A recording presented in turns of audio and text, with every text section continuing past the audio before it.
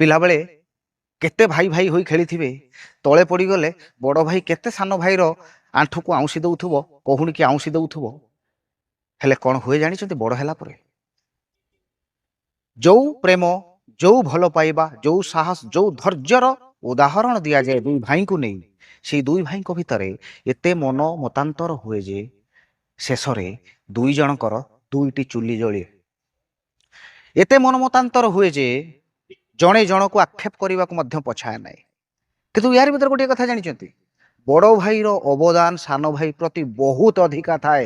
ହେଲେ ସାନ ଭାଇ ସେ ଅବଦାନକୁ ତା ଜୀବନ ତମାମ କେବେ ବି ବୁଝିପାରେ ନାହିଁ। ସେ ଅନେକ ସମୟରେ ସ୍ୱାର୍ଥପର ପାଲଟିଯାଏ, ଆଉ ବଡ଼ ଭାଇକୁ ଅନେକ ପ୍ରକାର ଆକ୍ଷେପ କରିଥାଏ, ଅନେକ ପ୍ରକାର ନିନ୍ଦା ଦେଇଥାଏ, ଅନେକ ପ୍ରକାର ଆଙ୍ଗୁଠି ଦେଖେଇ କଥା କହିଥାଏ। ସେଇଥିପାଇଁ ବୋଧହୁଏ କୁହାଯାଇଛି ବଡ଼ ଭାଇ ବାପା ସମାନ।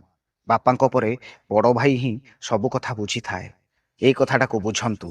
ସାମାନ୍ୟ ଜମିବାଡ଼ି, ଧନ ସମ୍ପତ୍ତିର ଲୋଭରେ ଭାଇକୁ ଅଲଗା କରିବା ଅନୁଚିତ ଆଜ୍ଞା। କାହିଁକି ନା ସିଏ ଆମ ସାହସ। ଭାଇ ଥିଲେ ପରା କାହାକୁ ଡର ନାହିଁ। ଏଇ ତ ଜୀବନର କଥା।